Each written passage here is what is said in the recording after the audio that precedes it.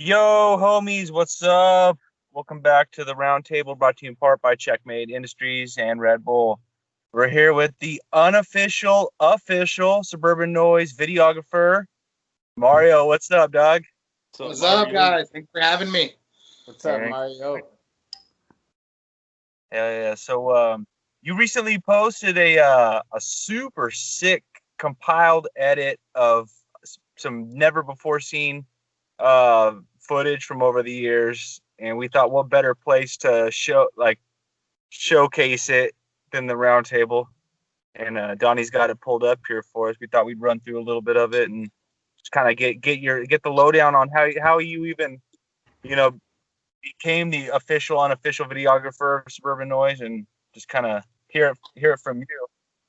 Well, thanks for having me, guys. Like I said, I excuse me. I sat on this footage for about 17 years. Basically, did nothing with this stuff. A lot of this footage has been unseen by the public. A little brief history with me is I started with not just Kottonmouth Kings, but Suburban Noize and SRH. about 98, 97. I was in 8th grade, kind of a freshman in high school around that time. And the Humble Gods were pretty big. Humble Gods would come up to the high desert where I was living near Victorville, Phelan, California. So I knew Brad as a young man. And Brad in the Humble Gods took me under his wing, and he wanted me to be his little flyer guy and hand out and promote for the Humble Gods in the high desert. And that's how I got started back then. So I was like one of those original street teamer thing, and going on and on with that. Eventually, Humble Gods became the Kottonmouth Kings, as we all know. And when Kottonmouth started, I jumped in with that, started promoting for him in the high desert. And the whole time, I would always have a video camera with me. At this time, I was also doing my own thing, being a young teenage punk rock kid, trying to start my own punk rock bands, managed some pretty cool groups, and did a lot of cool things with the punk rock music and all that. The whole time, always carrying a video camera with me. And then around 2002, I moved off from the high desert, and I went up to Maui. Lived in Maui for a while. And when I came back to Maui, I jumped back in with Brad and a couple guys from Kottonmouth Kings, and they're big at this point. And my first show back was actually the Cypress Hill Smokeout in 2002. And started in and just started doing all their street team around Southern California for them. And the whole time I would just have my video camera with me. I was like little home camcorder thing, and going to all these parties with the guys, going backstage with all the guys, not just Kottonmouth Kings, but Mix Mob and Last Laugh from Florida. Whenever they came out to California, all these guys were just cool. They're all my age. We're all just cool clique. And so that's how it got started. I just have my video camera and, hey, let me film this concert. Hey, let me film this. Let me film that. And then I would just turn over the footage and stuff and let the guys do whatever they want with their own footage. And, as life moved on around 2005, I met a woman, got married, had a kid, did the whole marriage thing for 15 years. Sadly got divorced last year, or separated from all that. And then 2020 hit. And so come 2020, I've been unemployed since January. I've been out of work. Basically got nothing but fucking time and money on my hands, right? And so I started going through a bunch of my old footage. Like not just the Kottonmouth days, but just everything. And when Saint passed away, unfortunately, rest in peace, Saint, that kind of lit the fire under my ass to say, you know what? I got so much good shit. I got to put something together. Yeah. This is for the underground. This is for the true fans, the hardcore fans that weren't there. Some of those fans, you pay your $20, your $20 ticket. You go to your show, you see the Kings, you go home. That's all the experience you got. Sometimes you'd even get to meet the Kings, or you probably got, I would say, those in-store appearances. I put a really cool in-store in there. They were doing those all the time around Southern California. I went to CNC Ride Shop multiple times, Smoker's Choice and Redlands multiple times. They were all over doing those in cahoots. They were always doing the little meet and greets. Hell yeah. Yeah. The In Cahoots, man, that was a fucking hell of a club in Riverside. I love that place. That sure was, dog. They were always doing the SubNoize Soldier shows there. They a lot of those, because it was real small. Like, you could probably only fit maybe 150, 200 people in there. Yeah, the in Cahoots right there in Riverside, it's not there anymore. I believe it's a fucking shopping center now or something. They tore it down to the ground. They leveled it and put a 24-hour fitness there. Yeah, that's what it. Yeah. I know it's right there by Kaiser. I haven't been there in a while, but yeah, it's Man, I got to see Link 80. I got to see Link 80 with Nick Trina there before he passed. Whoa. And that was, if you guys, old ska band, if you guys know who those guys are, they're badass. Voodoo Glow Skulls. Fuck yeah. Oh, yeah. Voodoo Glow Yeah, Skull I'm a Voodoo Glow Skull fan. Dude, Oh, that basically was a funky little place, but man, just sick though. Yeah, like Too Rude would come through and play there, and you'd get a SubNoize Soldiers lineup. Saint would perform, and this was when he wasn't with Kottonmouth Kings, so it was like super sick to like kind of fill that void. I don't know, it was dope. If you were there, the one time Too Rude did play there, it was a Too Rude Last Laugh. I was there. I got flyers from it still and everything. I was at that one because I know I saw Too Rude at In Cahoots. So I was filming. That was actually one of the very last shows I filmed. It was 05. It was probably around April or May of 05. Sounds right. I was there actually with my wife. She was pregnant. She was probably about 3 or 4 months pregnant then. And Too Rude was really cool. Too Rude gave me his CD that night, and he autographed on it. He's all, congratulations on the baby, blah, blah, all that shit. And I had that for years. Too Rude and I, we go way back. Oh, yeah. It's cool to have that CD, right? Christmas 2010, my car got broken into. That CD, the Rasta one. I had his, he wrote congratulations on the new baby on that. And on Christmas night 2010, my car got broken into. They fucking stole that shit. That night, I actually lost. I had a CD wallet of every autographed album I ever had. And they fucking jacked that shit out of my car that night. Fuck. Yeah, you can find they still. I saw I think a packaged one of these on eBay still. They're still out there. I honestly, all of my music is right here. My music is right here. Exactly. It's amazing how the world has changed from 20 years ago. We'd always have those stacks of CDs or that CD wallet with 100 CDs in it. Yeah, I still do. That's how my shit got jacked. Oh yeah. Like I was saying about cricket, when I was driving across the Central Cali fucking getting no reception, I would rely on my CDs all the time still, bro. You never know when you need. I carry the only CDs I carry in my car. I have Bobby B sent me some of his new CDs, his 6-figure contract. Yeah. I got that in my car, and recently I was bumping through Utah, and I had no phone signal in Utah. So put in a CD. That was... Yeah. Hadn't done that in a long time. I bumped that across the Central Desert a few times, man. That helped kill a lot. That, and then I also got I have Mellow Dust on the digital platform, and then I have the One Session albums and the fucking Paradox album too. So you know what? I should have. I'll send you guys a picture of it. I'll post it. But I have Pakalika's original Dysfunctional. His first, some of the early Pakalika shit. Fuck yeah, man. The ones that he slang out of his backpack. The ones that he made a couple thousand of, I even have and Saint Dog Spun Crazy. I just came across that when I was digging through all this footage. Somehow I had the Spun Crazy in the same box of all my master tapes. Oh, hell no. It's good to come across, though. Yeah, that's a fucking classic now, that Spun Crazy album. It is, dude. Yeah, it is.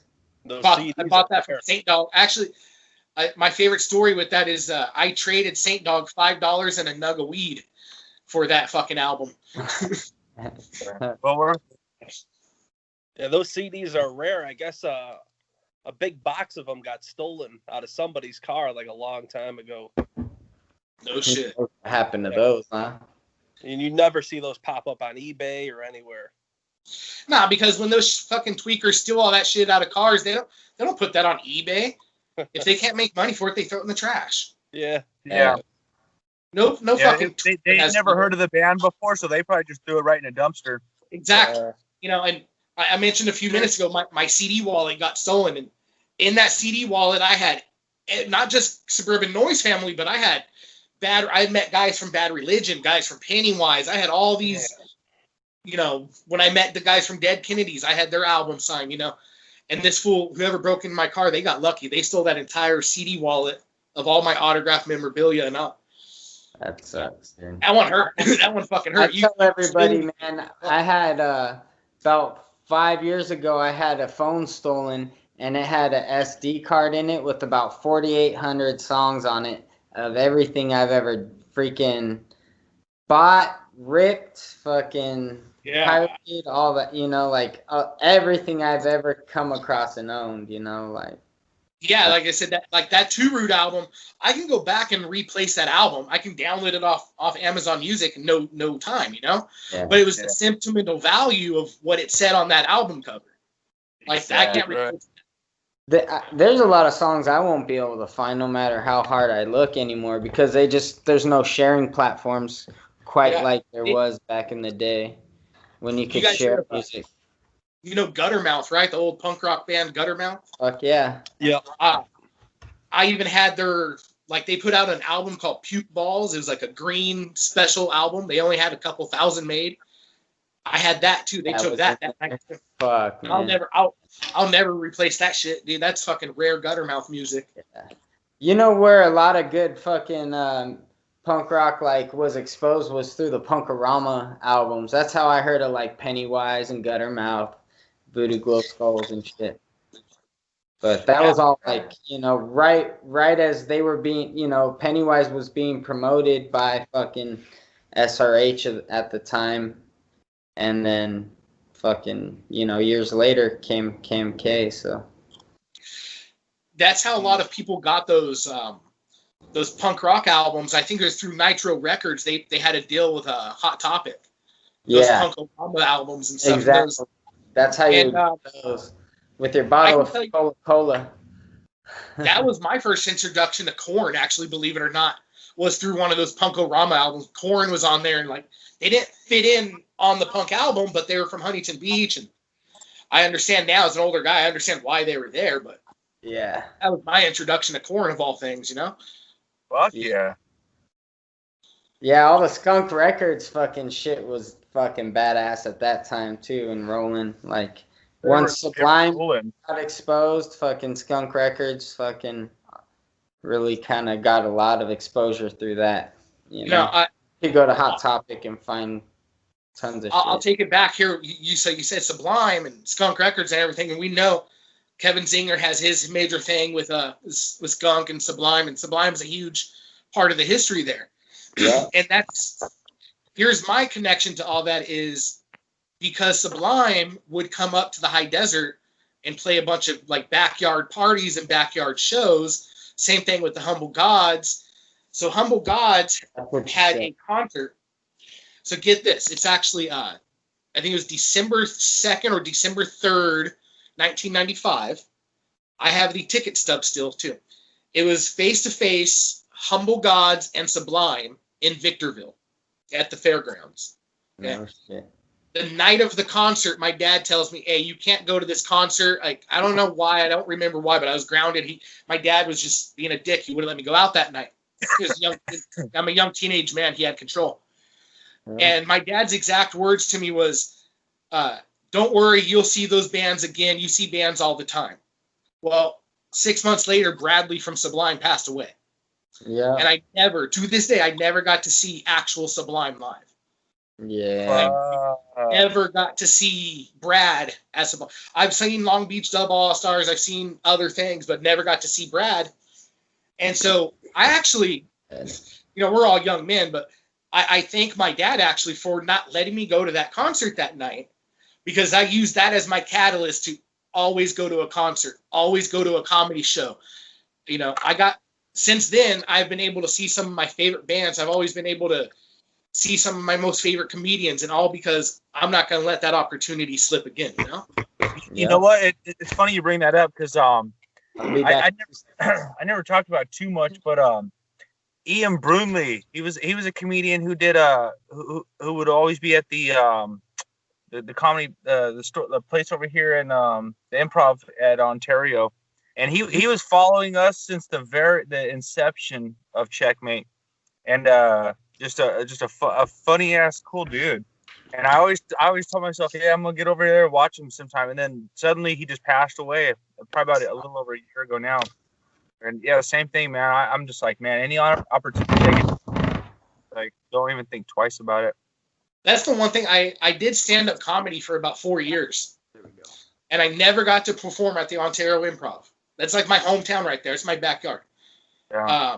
I performed all over Orange County. I performed at other places, but I never got to perform at Ontario Improv. Damn. Yeah. That's a cool little back history, too. How many years did you do that?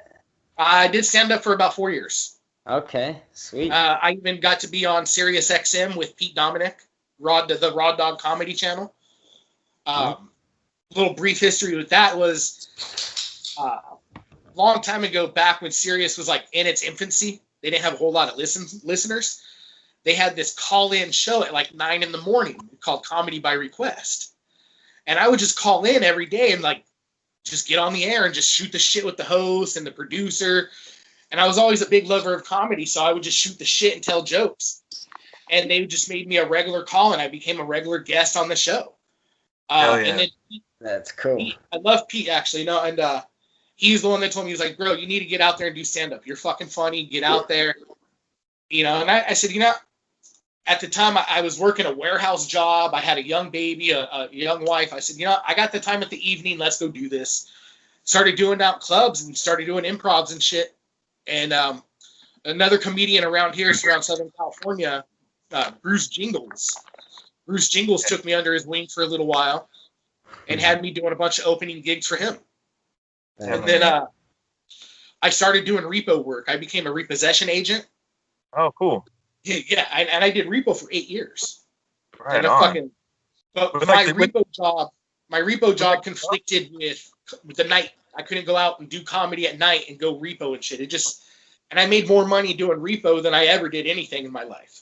Okay. Were you repossessing trucks and shit like that Operation Repo show? Yeah, no, I was repoing anything, bro.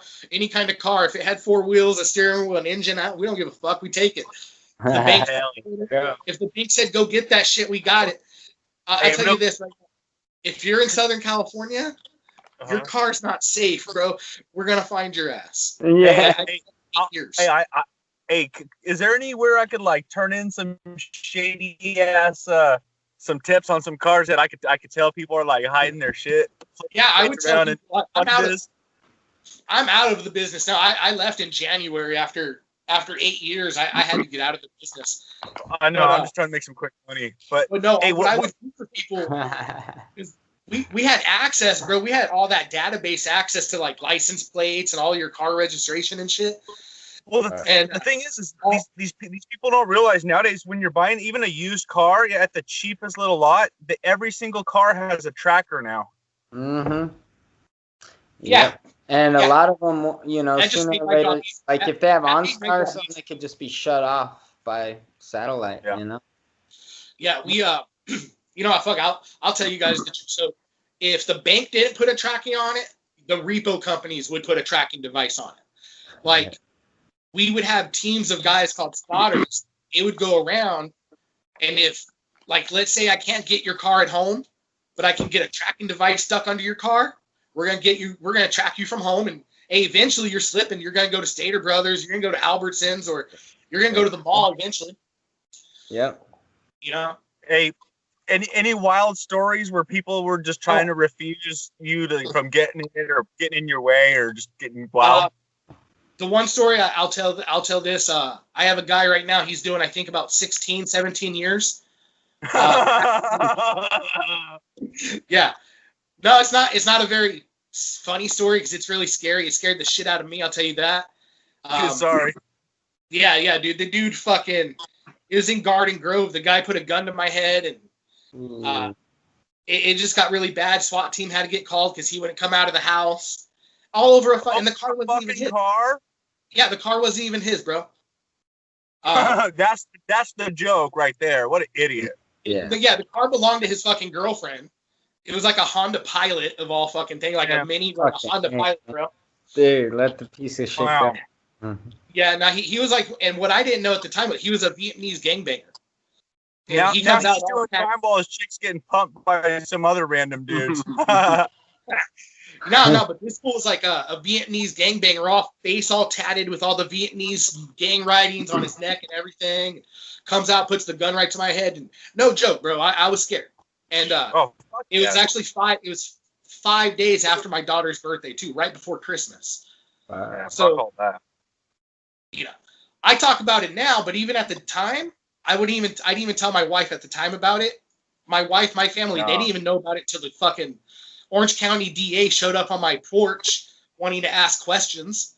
Damn, dude, right? That's when I was like, all right, I'll start talking, because I didn't tell, doing that repo business, I didn't want my wife to stress and know all the shit that was going on. Shit could happen. Yeah. I just needed her to know, like, hey, I'm home, I'm safe. Yeah. Meanwhile, she was fucking doing her own. Anyway, I won't badmouth her here, but yeah.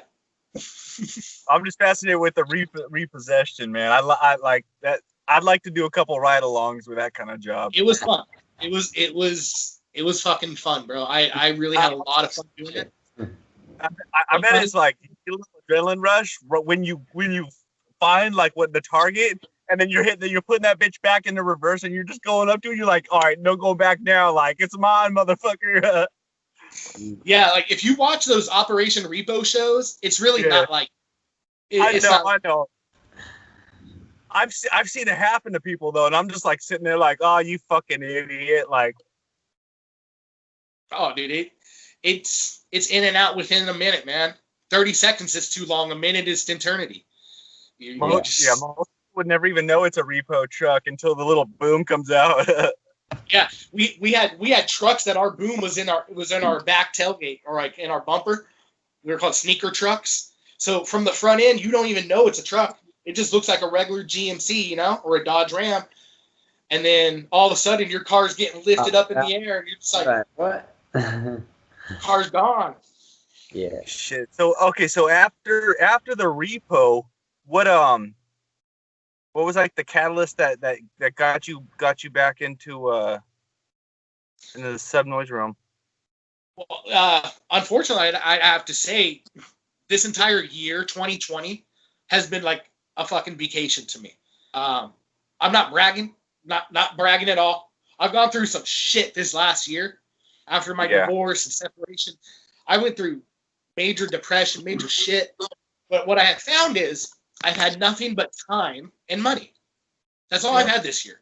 Time and money. But you turned a negative and turned into a positive because you're like you said, this footage has never even seen like the light of day. So, thousands of people are gonna be watching it now. Besides, we all have our downs and low, points of feeling low. But throughout your life, it looks like you've always been a go-getter to make the most out of life, and seizing the day. All about positivity. Making all it about happen. having happiness and positivity. Dude, like this morning, I don't know when this podcast's gonna air, but obviously the day we're taping it, Biden was elected president this morning. Okay. Saturday. So my takeaway from that is not that we got rid of Trump or not that Biden's president. My takeaway from all of this is that as a man, and this is probably going to sound gay or whatever, I don't care whatever people think of this, but I think it's a good thing for women. We have a vice president woman now.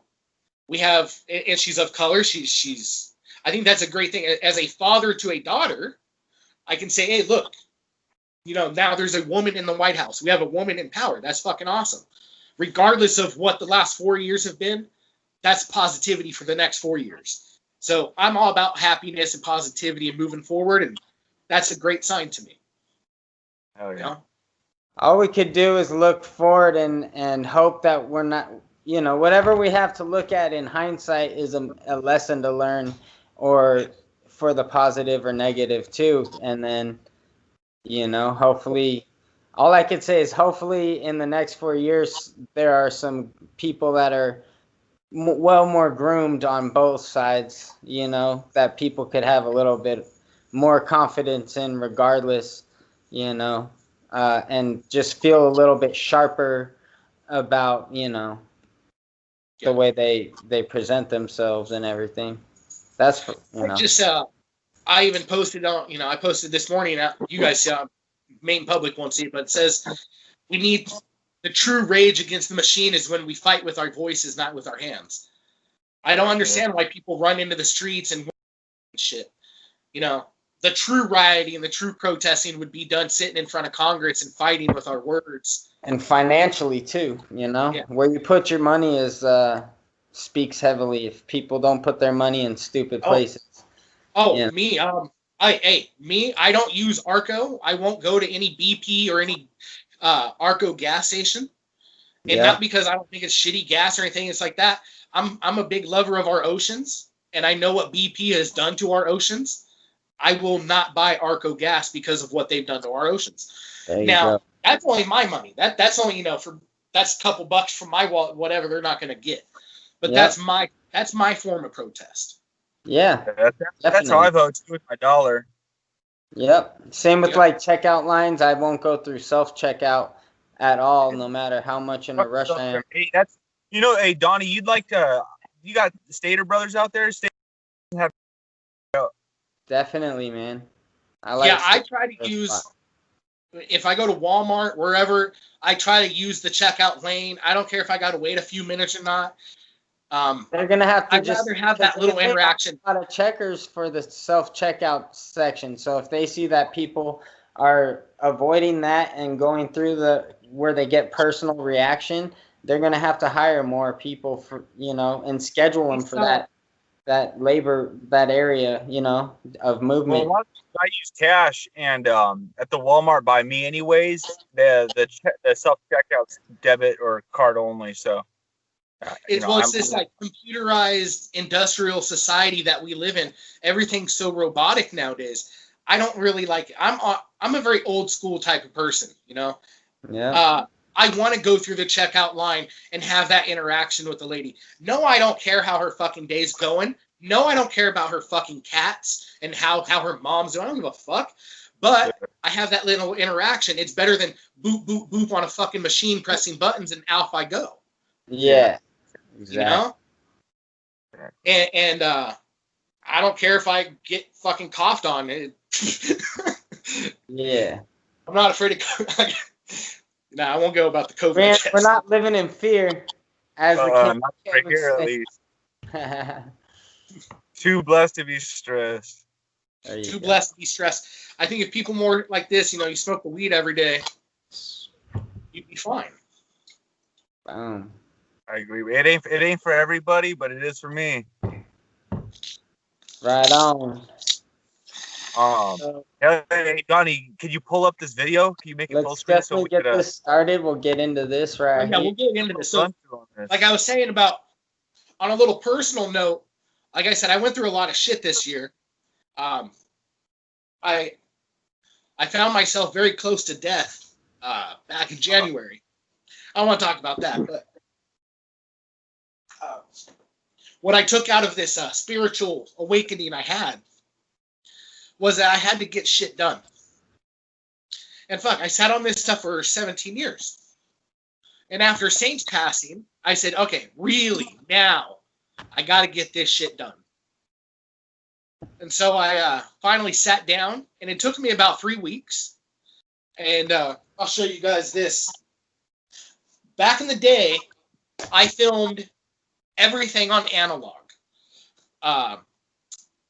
Analog is tape, if you don't know. Tape is not VHS though, the mini tapes. No. These little mini tapes like this. Yeah. Anybody that's watching, listen, I'm 38 years old, so I'm pretty sure anybody younger than me, younger than 30, doesn't even know what a fucking tape is. Yeah, I used to have a bunch of heights at home too. Yeah. We used to use those to make our skate videos, right? Yeah. So I filmed everything on like a little home camcorder, right? Yeah. Not the best equipment, not major production, nothing that you would actually want to see and sell at Best Buy or, you know, whatever. It's not top quality. Okay. I even put a little disclaimer at the bottom of my YouTube right there. If you read it, It says, I openly admit this is not the best. Some of this is shitty. You know, these tapes sat in my parents' garage for 17 years. Oh, yeah. So I finally got the tapes out, and I started converting them all to digital. Once I got them to digital, I put them on my iPhone, and for the next 3 weeks, I've been just chopping up footage and puzzling pieces and putting it all together for the underground. And what I have here is over an hour. It comes out to 70 minutes, actually. And I titled it Suburban Noize, or the SubNoize Rats, Off Stage and Out of Control. Because what this is all the SubNoize family and friends off stage and out of control. It's parties that the public didn't get to go see. Some house parties up in Lake Elsinore. Mike Metzger's private grand opening where we had Chris Gentry, the famous skateboarder Chris Gentry, rapping. We had Mike Metzger riding all day. One of the highlights in this video, guys, you'll see is Lou Dog's 420 party bus. Lou Dog, back in the day, he had this party bus where he picked people up in Orange County. And we rode on a bus. We had some kegs, bunch of weed, music. And we rode all the way to the fucking Jingle Bowls concert for Christmas at the Key Club. So I threw that footage in there. And that footage has never been seen to the public. Nobody has seen that unless you were there that night. So I felt that was really fun to have in there. A couple private parties at the Coyote Club up in Lake Elsinore that a couple like D-Loke and Bobby B did, and some other guys, you know. It's like I said, it's for the friends and family, things that the main public would never see. Like I said, I had to put this footage out there because you never know. It's a gift before I go. That's sweet, brother. Hey, well, I'm only about 15, 20 minutes into it myself, but what I've seen, it's coming together really, really sick, and this is exactly what I've been fiending for. Just that outside, like the inside fly on the wall, like look at things, you know, like besides the concerts. Yeah, you know, I started off with the first 10 seconds is, of course, it's the Suburban Noize banner and the SRH banner. But the very first scene you see, I have Jack Murphy, legendary surfer Jack Murphy, looking right into the camera, and he's telling you guys how legendary this footage is. Yeah, so you just know from the first second right there, Jack Murphy, legendary surfer, fucking telling you, hey, this is the shit right here. You know, for the next 60 minutes. And like I say, I openly admit some of this footage ain't the best. Some of it's old. It's shaky at times. Audio is probably not the best. You know, it was recorded on a home camcorder. But it's for the fans. It gives you that live, raw experience. Exactly. Right. Yeah. Well, I'm going to hit play right here, and we're going to see how the first intro, I already know, but we're going to let everyone see how the first few seconds go right here with the intro. All right, let's do this. Let me know how it's coming in. Good? I don't hear the sound on it, though.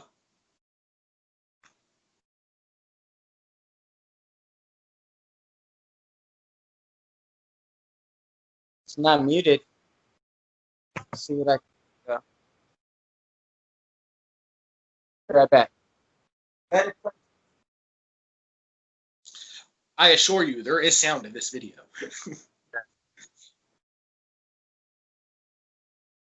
While we're getting that ready, I'm going to take a smoke break. With the Red Bull banner in the background is meant to be. Oh, there we go, Donnie. Oh, there you go. There you go. Went.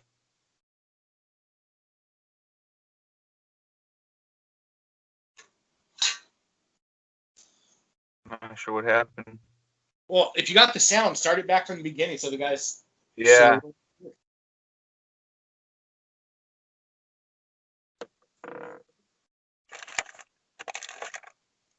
But yeah, great compilation so far. Super sick.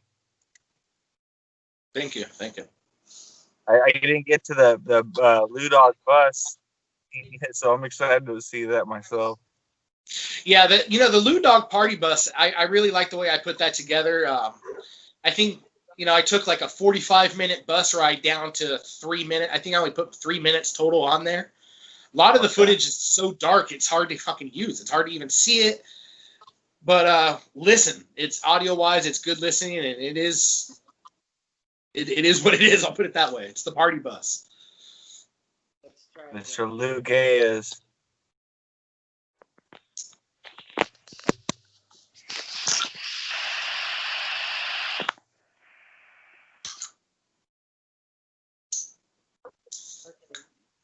A quick second or what?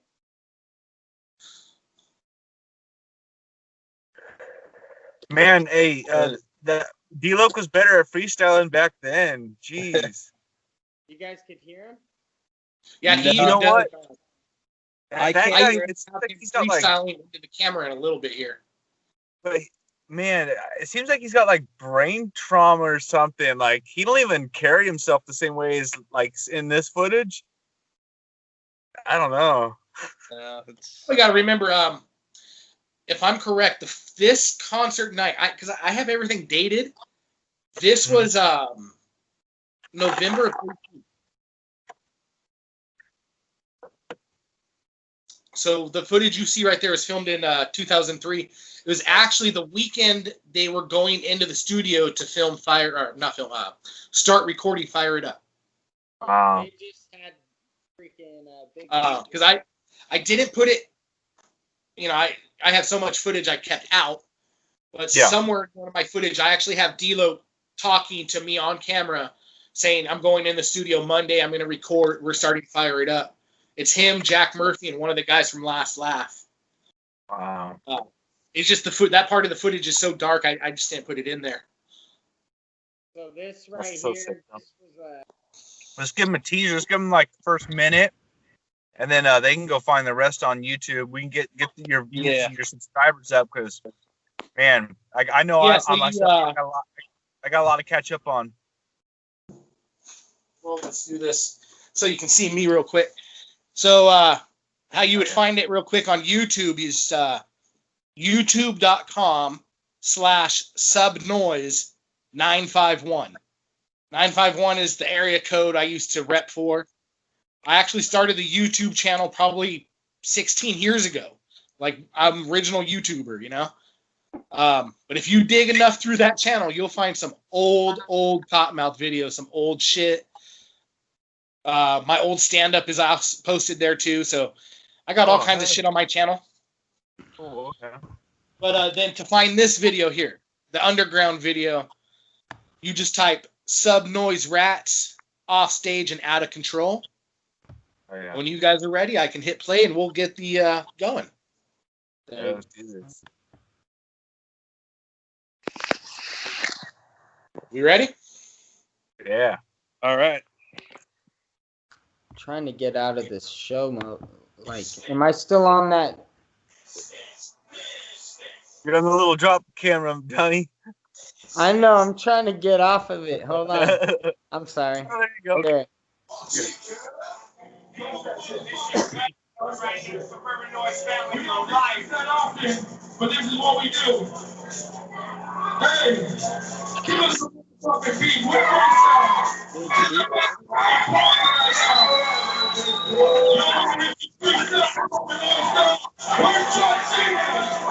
where's motherfucking Chuck Stevens? Get the fuck up here,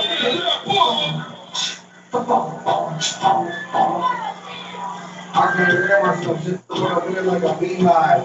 This is all our friends and family. Ooh, bro, man. Sit down in the motherfucking white Scorpio's got to steal the show.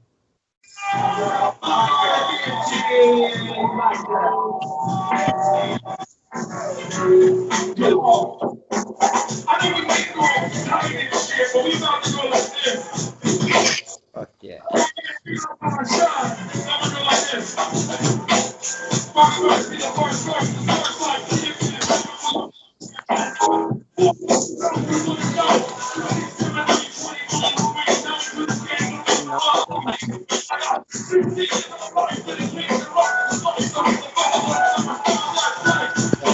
Back in. I want to finish until I can, and the city's overtaken.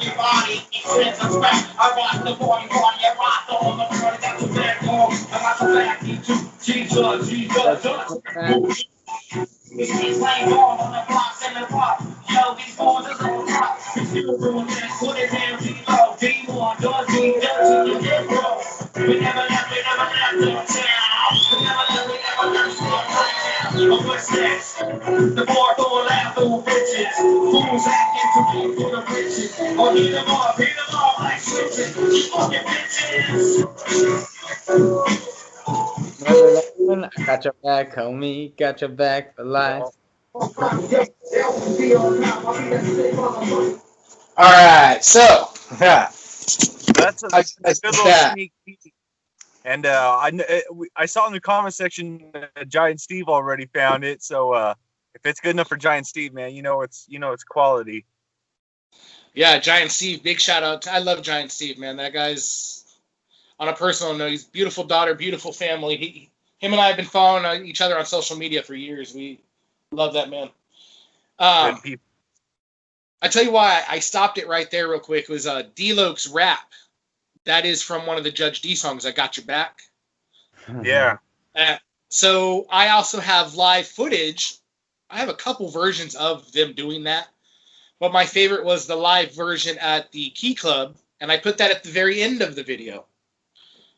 And so that's why I figured, the very first song you hear of D-Loke is Got Your Back. And the last song is Got Your Back. And then I had actually started, that was going to be the end of it. That's the 60-minute mark. I was going to stop at the hour mark.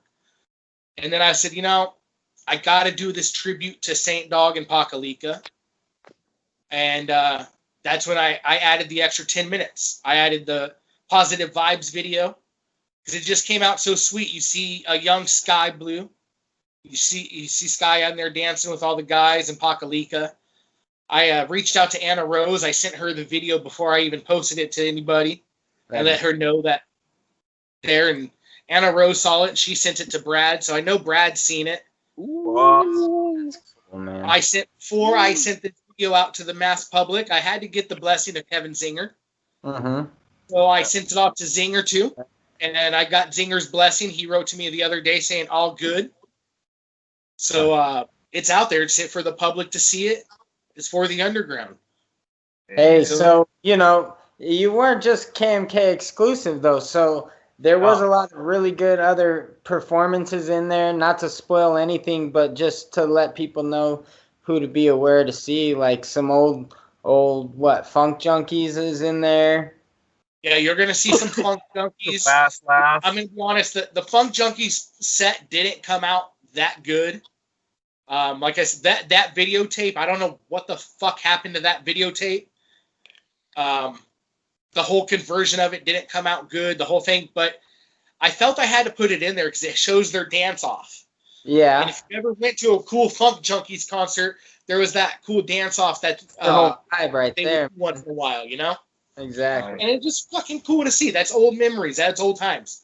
Had to have it. Yeah, no, exactly. Because like what people will hear us talk about these other bands and shit, but they don't, and like we emphasize how much of an experience it was. Like it wasn't just Kottonmouth Kings playing. You were going there and seeing Kottonmouth Kings, but you were seeing 3 or 4 or 5 or 6 bands before them with them. I stopped, like I said, at the hour mark because I felt 60 minutes was enough. I'm surprised anybody's going to sit there past 10, 15 minutes, really.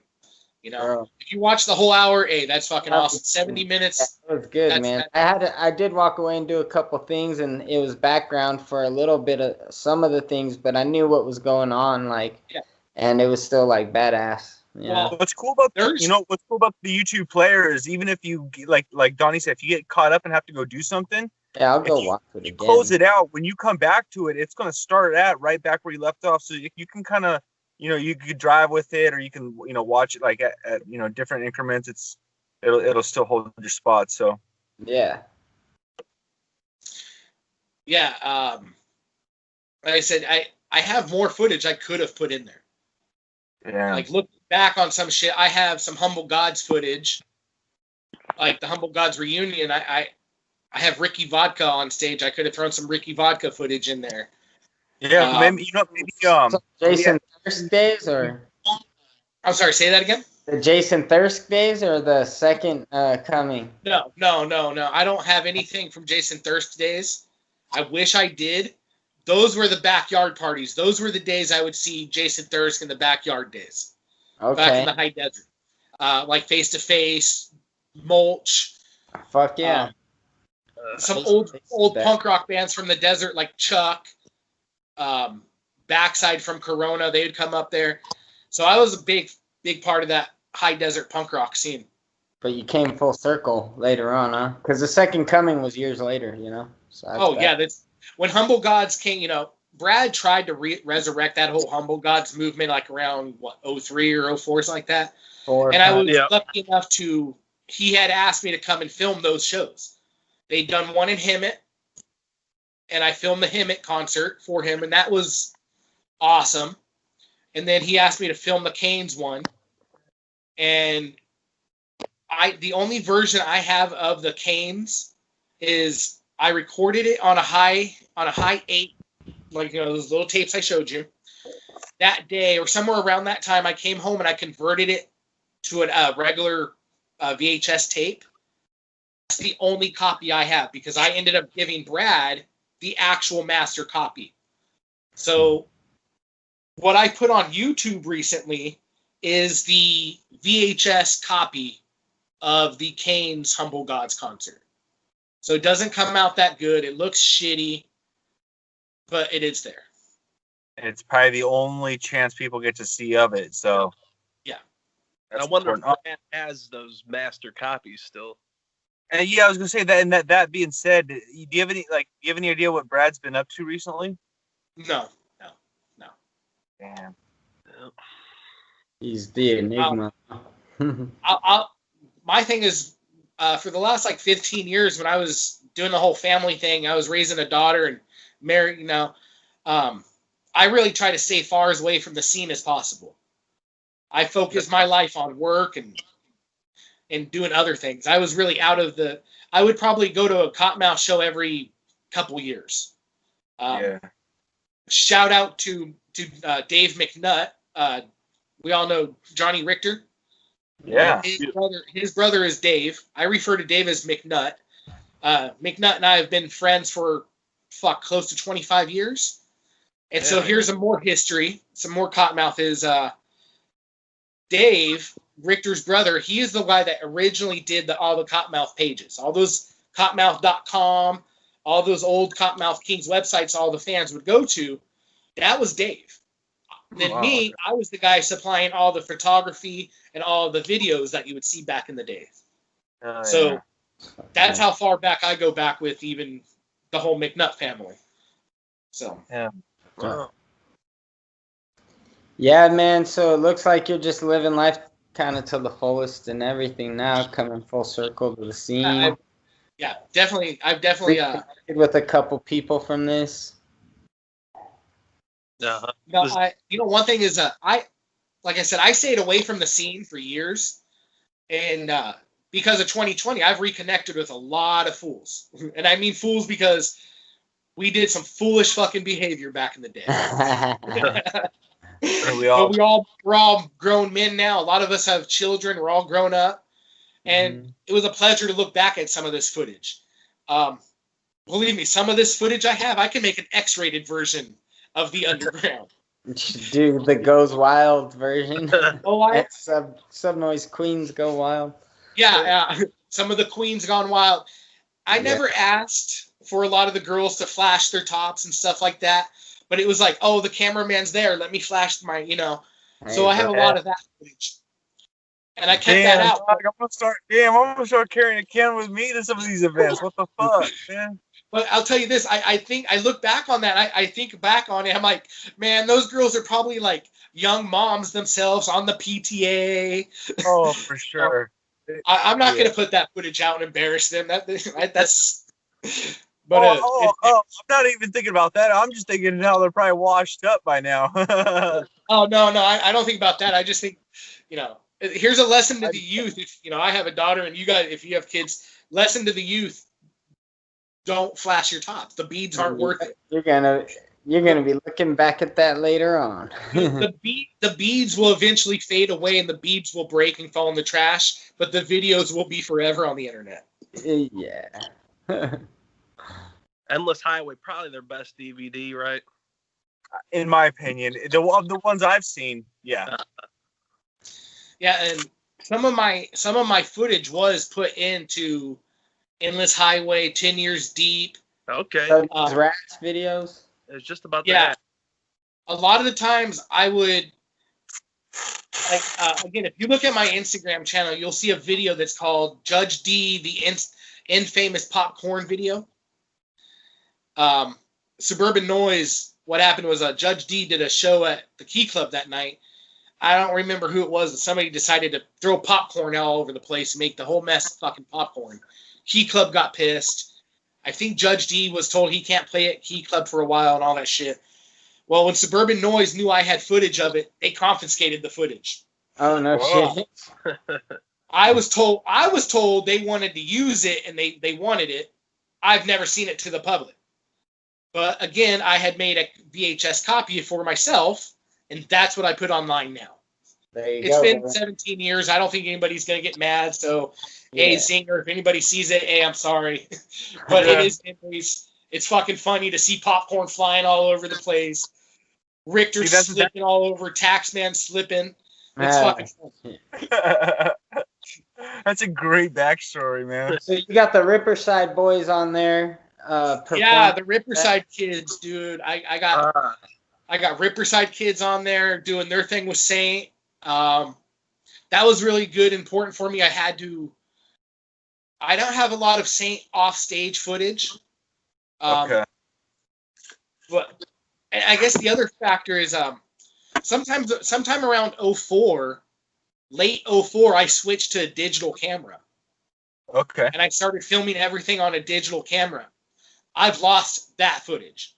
Anything I filmed on digital after 2004, I can't find it. It's gone. That sucks. Yeah. And that would be a lot of my Saint Dog stuff. It's that stuff would be gone. Well, you never know. It could turn up, but either way, man, at least you do have it seems like a plethora of footage to go through, and I know I'm excited out at least the first video. Yeah, I even just yesterday I put out Big B in the Felons Club. I went and saw the Felons Club in February of this year, 2020. Yeah. Believe it or not, we actually had concerts in 2020. Right. Yeah. I went to the mini fest in Vegas, so That was in that same week. That same weekend, he did Huntington Beach, Hesperia, and Las Vegas. I filmed the Hesperia show, and I just put that on YouTube yesterday. Oh yeah. That's cool. Shit. I guess it's a pretty good time to call it. We'll get some traffic going your way over to the channel. Hopefully, we'll probably drop a link in the bio if we remember. SubNoize 951 at its most basic search, right? Yeah. SubNoize 951 on YouTube and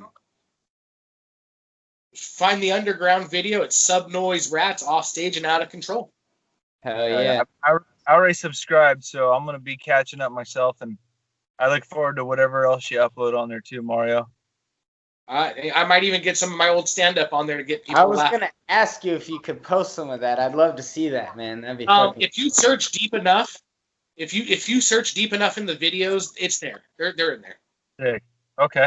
And not to like take a plug on plug myself, but that we did I did release that Lil GQ feature.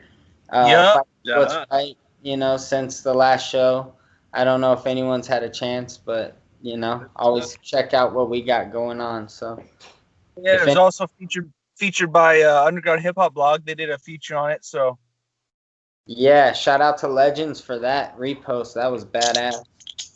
Yeah, for sharing that. Legends for the Underground Hip Hop Blog. UndergroundHipHopBlog.com. Yeah, yeah. Well, shit. On that note, man, thanks for sharing this with us, Mario, and I'm sure we'll be chatting. Thanks for having me, you guys. I appreciate it. Yeah. If I get out to the Las Vegas area, we're definitely gonna have to blaze bowls. We are, bro. That's for sure, man. Shout out to Loyalty for helping, Giant Steve and Loyalty both for helping. Loyalty. Make communication kind of take place. Cannabis. Yeah, like I said, hey, Giant Steve and I have never lost contact. Me and Steve have been in contact for years. I lost contact with Ty from Loyalty Entertainment. Loyalty Cannabis, yeah. Yeah, Loyalty Cannabis, and Ty and I go way back, man. I fucking have much love and respect for Ty. I think the last time I seen him, or my daughter was 3 years old. She's gonna be 15 soon, so it's been a while since I've seen Ty. Yeah. I went and saw him in Vegas and hung out with him in Vegas recently. And hey, much love to that guy. And oh yeah, we'll all be having a nice little circle pretty soon, so that'll be dope. All right, man. Yeah, I grow my own. I'm fully organic, and I like to share. So I encourage you to grow your own. Exactly. Yeah, hell yeah. You can follow my garden page on Instagram, 420 Garden. Yep, good tips on there, man. If people watch your lives on that one, and yeah, what I do on my Instagram is, like I said, I've gone through a lot of depression, a lot of bullshit this year, and I found growing marijuana is actually really therapeutic. It fucking helps. Fucking A, it is, dude. I always tell people I feel way better when I'm either building a garden. Oh yeah. Yeah. Flowering or something. There's days where nothing else gives you. I can be super stressed or depressed or whatever. I go sit down in my garden. I'm fucking happy. When I harvest, I'm happy. I grow my own. I save my own money. I know what I grow is 100% organic, all from me. There you go. I encourage others to do it. It costs a little bit to set up, no joke there, but do it. It's worth it. Yeah, and follow my Instagram channel there. It's 420 Garden Therapy. I show you how to make hash. I show you how to grow. Show you how to clone. All that shit. And I'm all self-taught. Hell yeah. I want to give back. It's my way of giving back. There you go, bro. Right on. Well, shit, Mario, it's been a pleasure, homie. Much love. Thank you guys for having me. Rest in peace, Saint Dog right here, Yeah. Exactly. Peace. Have a good one.